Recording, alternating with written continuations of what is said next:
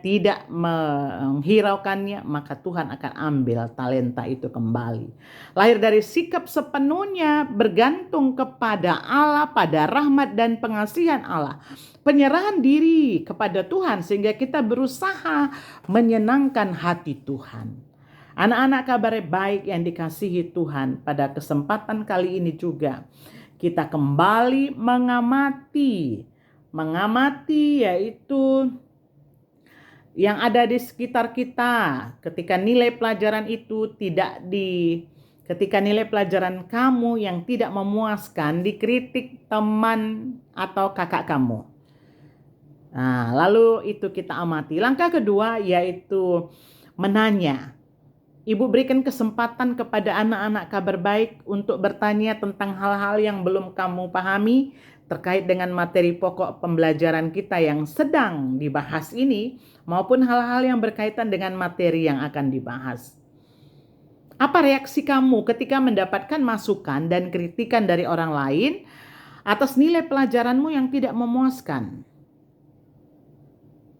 Apa kamu menerima hal itu dengan senang hati dan berusaha memperbaikinya? Atau kamu menunjukkan reaksi seorang yang tidak mau mendengar kritikan? Jadi hasil kegiatan ini, dari pertanyaan-pertanyaan ini tadi, serangkaian pertanyaan ini tadi yang relevan dengan indikator kompetensi dasar kita, Ibu membantu melalui YouTube ini memberikan data-data informasi agar kita bisa menciptakan sesuatu. Kita kumpulkan informasi ini. Kalau boleh dalam mendengar ini kamu juga bikin catatan-catatan intisari pembelajaran kita di sini. Jadi dapatkan informasi itu, kamu catat di buku tugas, nanti Ibu akan tagih. Jadi di sini kamu kumpulkan dengan berbagai teknik, misalnya dengan cara apa? Setelah wawancara, setelah lihat kita kejadian, setelah lihat buku dari kamus, dari Alkitab sebagai dasar pengajaran agama Kristen. Di sini juga Ibu memakai sumber-sumber pembelajaran dari modul bahan ajar suplemen Jalan Menuju Rumah Tuhan Jamrud, buku pendidikan agama Kristen kelas 7, dan buku pendidikan agama Kristen Budi Pekerti Hidup Peduli K13, dan buku pendidikan agama Kristen Allah Terus Berkarya Kementerian Pendidikan dan Kebudayaan Republik Indonesia dari Google juga. Terima kasih. Dan ada lembar kerja yaitu buku tugas kamu. Ibu akan tagih. Jadi di sini Ibu membimbing anak-anak kabar baik untuk mengisi lembaran kerja yang akan Ibu kirim kembali juga nanti melalui WhatsApp. Menggali informasi tambahan yang dilakukan berulang-ulang, kamu boleh buka kembali YouTube ini berulang-ulang sehingga kamu dapat data yang dibutuhkan itu setiap saat kamu mengerti. Dan anak-anak kabar baik, dari data umum, secara naluriah manusia spontan akan membela diri ketika mendapat sebuah serangan, entah yang bentuk fisik ataupun kata-kata. Seperti halnya soal pertanyaan, ketika kita mendapat kritikan atau masukan, kadang kita menganggapnya sebagai serangan. Kita berusaha semaksimal mungkin membela diri, bahkan beberapa kasus kita malahan berusaha membalasnya. Langkah yang berikutnya adalah menalar, mengasosiasi. Anak-anak kabar baik, gunakan data informasi yang sudah kamu kumpulkan, dengar dari YouTube ini, dikumpulkan intisarinya, dicatat, lalu jawab pertanyaan yang akan kita rumuskan. Pada langkah ini, maka anak-anak kabar baik hubungkan data informasi yang Ibu sampaikan tadi, lalu kita tarik kesimpulan. Hasil akhir dari tahap ini adalah simpulannya itu jawaban-jawaban dari pertanyaan pada langkah pertama. Jadi jawabannya, jangan abaikan masukan ataupun kritikan. Walaupun ada kecenderungan menyepelekan masukan yang disampaikan kepada kita, walaupun dia lebih muda dari kita, belum tentu orang yang menyampaikan kritikan masukan itu berniat buruk. Sebaiknya kita merenungkannya. Apakah yang disampaikan itu memang benar baik adanya? Apakah itu untuk kebaikan kita? Apakah itu kebenaran? Jika ya, sepatutnya kita berusaha menundukkan emosi dan ego kita. Kemudian belajar dengan rendah hati menerima kritikan dan masukan yang baik tersebut. Lalu kita komunikasikan.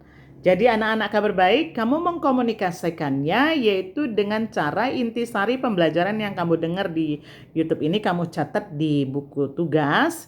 Ini seharusnya itu dipajang kalau kita ada pertemuan ya dalam pembelajaran. Tapi karena ini tidak ada pembelajaran, maka anak ibu cukup dengan mengunggahnya, diupload di WA ataupun dikirim atau boleh dicatat. Ya, nanti tangannya jadi kaku karena udah lama nggak catat. Dicatat saja butir-butir penting dan simpulan yang akan dipresentasikan.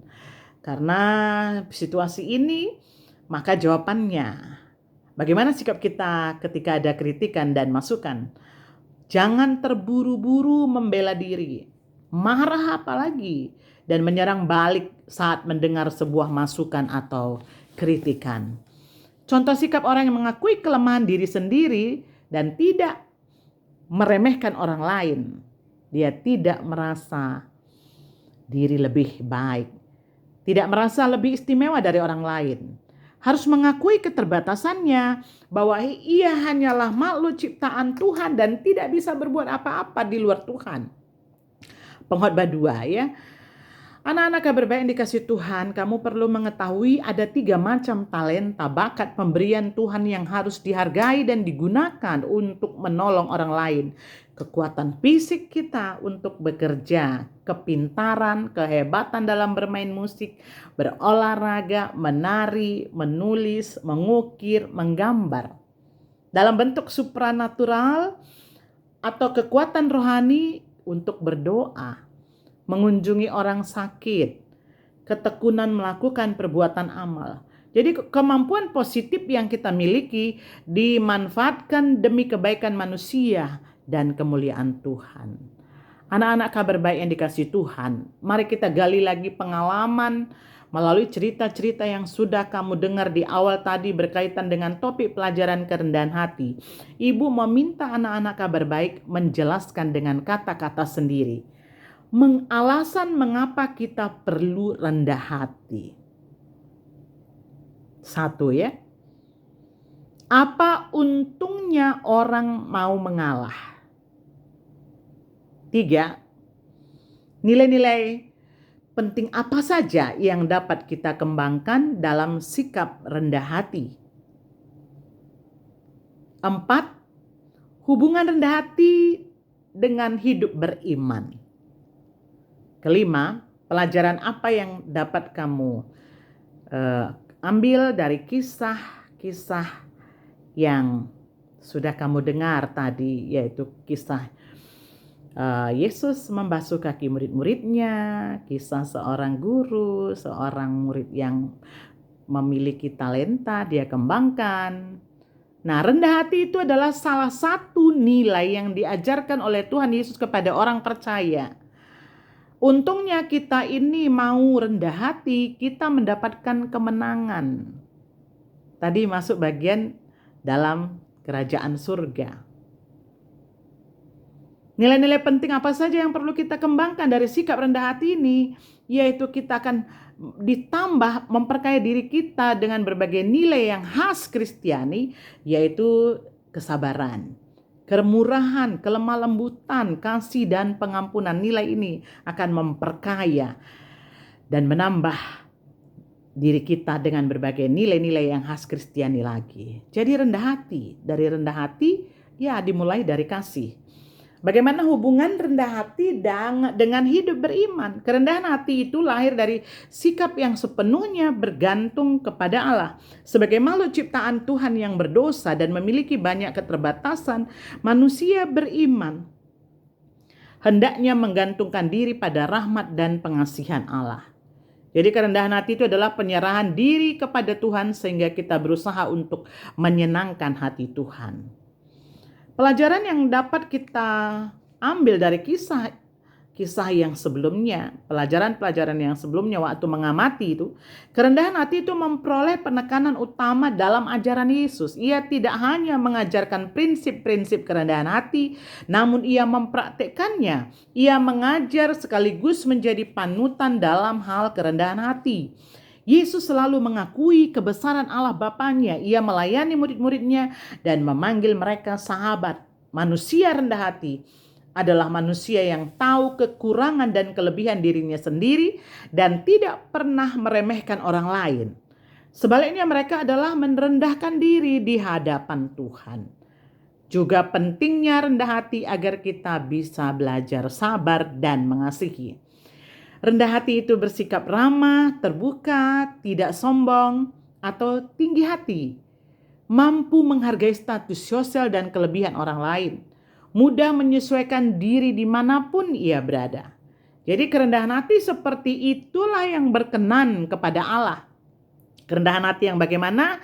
Rendah hati bersikap ramah, terbuka, tidak sombong atau tinggi hati, mampu menghargai status sosial atau kelebihan orang lain, mudah menyesuaikan diri dimanapun berada, itu yang berkenan kepada Allah. Efesus 4 ayat 2. Itulah sebabnya dalam Yakobus 4 ayat 6b dikatakan Allah menentang orang yang congkak tetapi mengasihi orang yang rendah hati. Nilai-nilai yang termasuk dalam kerendahan hati itu adalah ketaatan, kesabaran, dan kesederhanaan. Ketaatan dan kesabaran ini berkaitan dengan kerendahan hati yang berhubungan dengan sikap hati. Contohnya mematuhi tata tertib sekolah tanpa bersungut-sungut. Ketika ditegur karena kesalahan, kita dapat menerima teguran itu dan menunjukkan perubahan sikap. Sedangkan kesederhanaan berhubungan dengan sikap yang terlihat dari luar. Contohnya cara berpakaian, bertutur kata. Misalnya, jika orang tuanya tidak sanggup membelikan pakaian yang mahal, janganlah paksakan diri. Jangan paksakan kehendak kamu karena ingin tampil mengikuti mode, kamu paksa. Jangan juga mengucapkan kata-kata yang menyinggung perasaan orang lain. Bertutur katalah yang sewajarnya dan tidak berlebihan. Kita harus berhati-hati agar jangan mempunyai sikap rendah hati yang palsu. Kerendahan hati yang benar berkaitan dengan tidak menonjolkan diri untuk dipuji. Ketika kita melakukan sesuatu, kita tidak mengharapkan pujian. Nah, anak-anak, kabar baik, alangkah berikutnya adalah cara mewujudkan kerendahan hati. Kerendahan hati adalah salah satu ajaran dan teladan dari Tuhan Yesus agar kita mencontoh Dia menjadi pribadi yang rendah hati. Allah Bapa di surga juga adalah pribadi yang rendah hati dan tidak menyukai kesombongan. Ia menurunkan orang-orang yang berkuasa dari tahtanya dan meninggikan orang-orang yang rendah. Lukas 1 ayat 32 adalah salah satu bukti bahwa Allah akan lebih menyukai pribadi yang memiliki kerendahan hati. Untuk mencapai kerendahan hati yang dikehendaki oleh Allah sebagai salah satu karakter Kristen yang sejati, maka berikut ini seputar ciri-ciri rendah hati menurut Alkitab.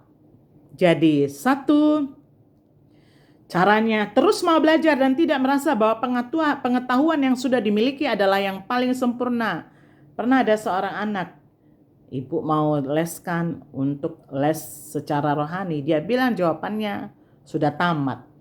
Tapi itu dikatakan, apakah itu dikatakan orang terpelajar? Itu kata siapa? Tidak perlu dicontoh.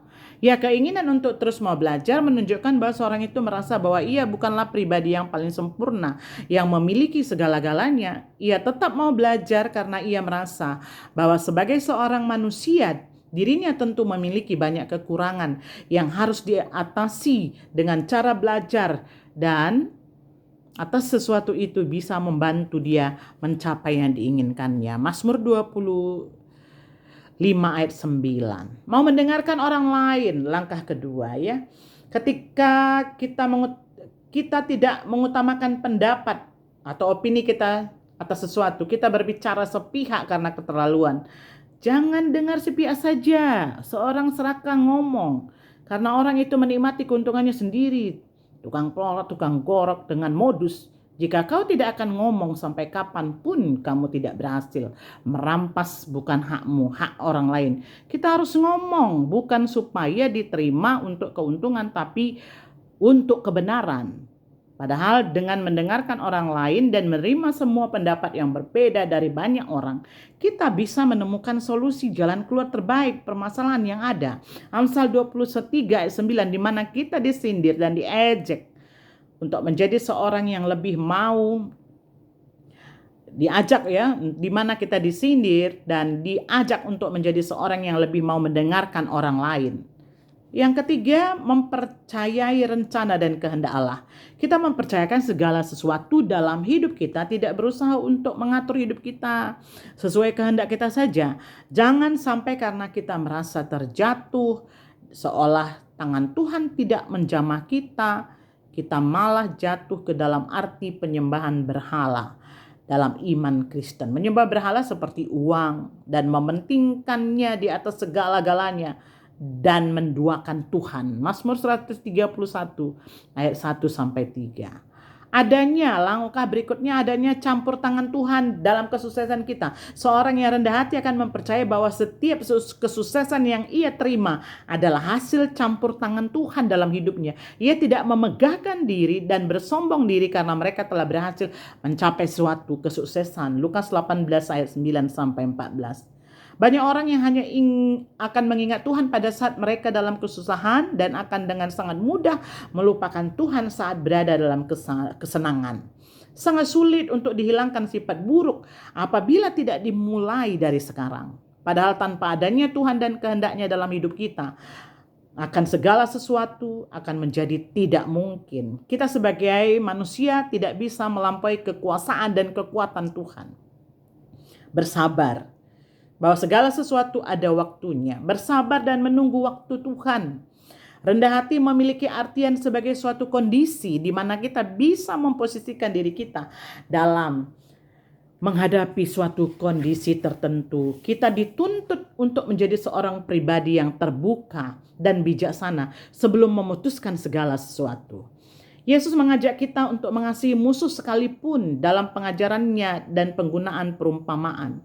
Dan bahkan mengampuni sama kita yang telah berulang kali berbuat dosa kepada kita. Agar kita secara perlahan-lahan, agar menjadi orang yang lebih baik, yang bisa menjalankan tugas orang Kristen sebagai garam dan terang dunia dengan lebih baik. Semua orang yang ingin memiliki sikap rendah hati, tetapi tidak semua orang berhasil menjadi orang yang rendah hati. Kita ingin dikenal sebagai orang yang tidak egois, bijaksana, tidak sombong atau iri hati. Kita juga ingin menjadi seorang yang panjang sabar, tidak mudah sakit hati, tidak tersinggung. Namun ternyata menjadi orang yang rendah hati itu tidak mudah. Kita harus mengupayakannya pakai tahap-tahap, yaitu supaya kita lalui keegoisan dan kesombongan itu terkikis. Orang yang rendah hati dapat memandang orang lain itu sebagai makhluk ciptaan Tuhan, imago Dei, segambar dan serupa dengan Allah, citra Allah. Makhluk yang unik istimewa. Jadi hati nurani tahu suara hati kita sangat perlu diterangi firman Allah. Jadi kepekaan hati nurani perlu diasah melalui apa? Kesetiaan kita berdoa, baca Alkitab, serta mengaplikasikannya dalam hidup. Jadi beberapa sikap rendah hati.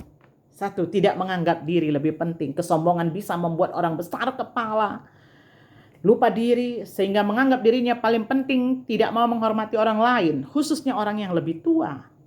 Ada seorang anak yang sebut-sebut. Semua disebutnya namanya. Yang kakek-kakek, yang orang tua yang lebih tua dari dia. Bagaimana ini kalau sudah besar?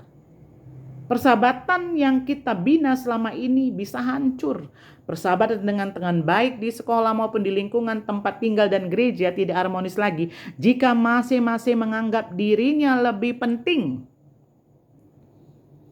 Orang yang rendah hati tidak akan bersikap demikian karena mereka akan memikirkan kepentingan orang lain ketimbang kepentingannya. Alkitab menegaskan bahwa Tuhan membenci orang yang sombong tetapi mengasihi orang yang rendah hati. Ibu ulangi kembali, Tuhan membenci orang yang sombong tetapi mengasihi orang yang rendah hati.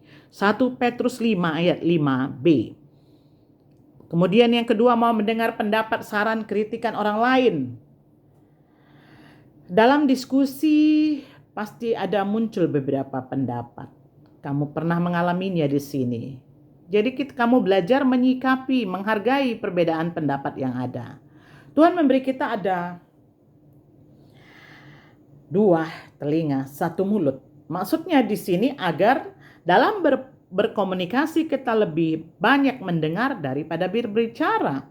Alkitab menegaskan, hai saudara-saudara yang kukasihi, ingatlah hal ini. Setiap orang hendaklah ia cepat mendengar tetapi lambat untuk berkata-kata dan juga lambat untuk marah. Yakobus 1 ayat 19. Kadang-kadang dengan hanya mendengarkan kita dapat memecahkan masalah. Mendengar saat seperti ini, mendengar juga berarti mau membuka diri dan menerima. Sifat yang menggambarkan kerelaan untuk menerima kelebihan dan kekurangan orang lain. Anak-anak kabar baik, berani kamu mengakui kesalahan kamu. Itulah langkah berikutnya orang yang rendah hati juga minta maaf jika melakukan kesalahan. Orang yang rendah hati itu adalah orang yang sangat peduli dengan perasaan orang lain.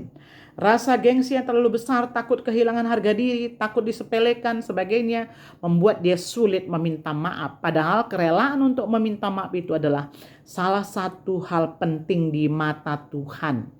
Bagaimana mungkin dosa kita bisa diampuni Tuhan kalau kita sendiri tidak mengakui dosa-dosa kita sendiri secara terbuka di hadapannya? Tuhan siap mengampuni dan menyucikan kita. Tapi diperlukan kerendahan hati kita untuk mengakui dosa-dosa kita. Kalau kamu suka menyimpan kesalahan orang, itu sama saja menganggap diri kamu itu lebih baik daripada orang lain. Padahal kalau mau jujur, kita juga sering berbuat salah. Dan sepertinya kita sangat gembira kalau orang-orang lain memaafkan kesalahan kita. Jadi kalau itu baik, mengapa kita tidak melakukan hal yang sama? Bersedia mengakui keterbatasan diri. Rendah hati juga berkaitan dengan kesadaran akan keterbatasan kemampuan diri. Jadi di sini kita berpikir, bersikap realistis, mau buka diri, terus belajar, menghargai pendapat orang lain, menumbuh kembangkan sikap tenggang rasa, wujudkan kesederhanaan, penuh rasa syukur, dan ikhlas dalam menjalani hidup ini. Terakhir adalah menghormati orang yang lebih tua adalah salah satu pandangan hidup manusia yang terutama di masyarakat Indonesia ini. Menghormati orang yang lebih tua jadi suatu kebiasaan. Tata krama dalam kehidupan sehari-hari yang dilakukan oleh semua masyarakat, baik itu laki-laki ataupun perempuan. Kebiasaan ini merupakan kebiasaan baik, maka kita itu harus melakukannya. Cara anak-anak mencium tangan yang lebih tua, orang yang dikenal saat bertemu secara khusus, dan kedua orang tua kita apabila belum saling mengenal, dapat dilakukan dengan tersenyum, dengan ramah pada orang yang lebih tua tersebut, sehingga dapat merasa bahwa dia dihormati dan dihargai. Menghormati orang yang lebih tua itu akan memberikan kesan yang baik, dan orang yang lebih tua itu pun dan juga kesan yang baik bagi orang yang lebih muda, dan akan terjalin suatu hubungan yang harmonis di antara kedua belah pihak sehingga keduanya dapat merasa nyaman dan bahagia. Menghormati orang tua, Alkitab menegaskan dalam Efesus 6 ayat 2, hormatilah ayah dan ibumu. Dalam hukum Taurat tertera perintah menghormati orang tua. Taurat itu menjadi budaya yang mengharuskan orang Israel untuk menjatuhkan sanksi berat atau kematian kepada anak yang mengutuki orang tuanya. Ibu ulang kembali ya, bahwa ada sanksi kematian kepada anak yang mengutuki orang tuanya. Apabila ada orang yang mengutuki ayahnya atau ibunya, pastilah ia dihukum mati. Ia telah mengutuki ayahnya atau ibunya, maka darahnya tertimpa kepadanya sendiri. Imamat 20 ayat 9. Firman Tuhan adalah kebenaran dan keadilan. Orang tua kita berjasa dalam hidup kita. Mereka adalah wakil Allah yang melalui mereka hidup kita dipelihara. Sebab itu mereka harus dihormati dengan sikap tunduk, taat, sukarela, tanpa paksaan, namun harus tetap berpadanan dengan firman Tuhan. Hormat pada guru. Mengapa hormat pada guru itu penting? Bayangkan, hendak kamu mengajar adikmu. Adikmu mendengar penjelasanmu dengan seksama. Fokus perhatiannya kepada kamu. Berbicaranya juga dengan nada sopan. Bagaimana perasaanmu? Pasti senang. Nah, inilah harapan Tuhan dan harapan pemerintah dan harapan ibu juga. Anak-anak kabar baik dapat memiliki sikap rendah hati. Anak-anak kabar baik yang dikasihi Tuhan, kita kembali di sini Ibu tugaskan nanti membaca Lukas 18 ayat 9 sampai 14. Jadi analisa peristiwa berlangsung dari awal sampai akhir. Ya, di sini ada 2 orang yang pergi ke bait Allah untuk berdoa. Peristiwa puncaknya mereka berdoa dengan cara dan isi doa yang sangat bertolak belakang. Peristiwa akhirnya adalah salah satu di antara mereka, yaitu pemungut cukai yang dibenarkan oleh Allah, sedangkan orang Farisi tidak. Nah, kita lihat kembali, kita analisis tokohnya ya. Orang Farisi ini memanjatkan doa kepada Allah. Pada intinya dia bukan orang jahat, tetapi semua orang lain. Dan sekaligus dia sangat taat pada ajaran agamanya. Sedangkan si pemungut cukai itu memanjatkan doa kepada Tuhan dengan rasa penyesalan diri. Tidak layak karena dia itu orang berdosa, memeras rakyat. 2 tokoh ini mencerminkan 2 karakter yang kontras, bertentangan. 1, rasa bangga pada dirinya. Dia bukan orang jahat seperti orang lain. Dan perbuatannya dia taat jalankan perintah agamanya di hadapan Allah. Yang 1 dengan rasa penyesalan diri yang amat sangat dengan kerendahan hatinya. Dia berdiri jauh-jauh dari Farisi itu. Bahkan dia tidak berani menengadah ke langit. Melainkan ia memukul dirinya sendiri. Dia pukul-pukul dirinya sendiri. Dia mengakui perbuatan dosanya. Dan dia ingat dia adalah seorang pemungut cukai yang dibenci oleh banyak orang. Karena dia memungut pajak yang memberatkan dan membuat penderitaan orang Israel yang sudah dijajah bangsa Romawi. Kita bisa melihat 2 karakter yang kontras ketika orang berdoa di hadapan Allah. Yang menetapkan atau meninggikan diri dan perbuatannya di hadapan Allah. Sedangkan yang satu lagi merendahkan diri di hadapan Allah karena penyesalan dan perbuatannya. Yang meninggikan diri tidak dibenarkan Allah. Sedangkan yang merendahkan diri justru dibenarkan. Kita tidak bisa merendahkan diri, tapi di hadapan Allah boleh merendahkan diri. Kita bisa melihat 2 karakter yang kontras ketika orang berdoa di hadapan Allah yang menetapkan atau meninggikan diri dan perbuatannya di hadapan Allah, sedangkan satu lagi merendahkan diri di hadapan Allah karena penyesalan dan perbuatannya. Yang meninggikan itu tidak dibenarkan, sedangkan merendahkan diri justru dibenarkan. Sikap rendah hati di hadapan Allah merupakan karakter yang ditonjolkan dalam narasi. Allah membenarkan rangkaian peristiwa awal sampai akhir dari cerita ini. Kalau kita melihat memang isi doa orang Farisi itu nampaknya baik, orang saleh karena dia apa? Dia bukan orang jahat, dia taat beragama. Namun mengapa orang seperti itu tidak dibenarkan? Jawabannya bukan karena isi doanya, sikap atau karakternya di hadapan Allah yang meninggikan dirinya di hadapan Allah. Dan tidak herannya dia juga memandang rendah orang lain yang tidak sama seperti dirinya. Itu merupakan karakter iblis dan manusia durhaka, yaitu kesombongan di hadapan Allah sehingga menjadi seperti Allah. Rasul Paulus katakan, jangan kamu memberi dirimu disesatkan orang dengan cara yang bagaimanapun juga. Sebab sebelum hari itu haruslah dahulu datang murtad, tidak setia, meninggalkan Tuhan. Harus dinyatakan dahulu manusia durhaka yang harus binasa, yaitu lawan yang meninggikan diri di atas segala yang disebut atau yang disembah sebagai Allah. Bahkan ia duduk di bait Allah dan mau menyatakan diri sebagai Allah. Dalam 2 Tesalonika 2 ayat 3 sampai 4. Kata meninggikan diri, hupereo, di ayat 4 merupakan kontras dengan tepino, merendahkan diri. Karakter kesombongan orang Farisi di hadapan Allah inilah yang tidak dibenarkan Allah. Karena hal ini sama seperti karakter iblis yang akan membuat orang itu dipakai iblis sehingga dia tidak bisa melihat atas dosanya sendiri, tapi memandang rendah semua orang dan meninggikan dirinya sendiri. Dia menjadi alat pekerjaan iblis. Dan jika itu terjadi, maka akan terjadi banyak penyesatan kepada banyak orang. Sebab itu tentang kesombongan Tuhan Yesus berfirman kepada kita. Sebab barang siapa meninggikan diri ia akan direndahkan, dan barang siapa merendahkan diri, ia akan ditinggikan. Lukas 14 ayat 11 dan Matius 23 ayat 12.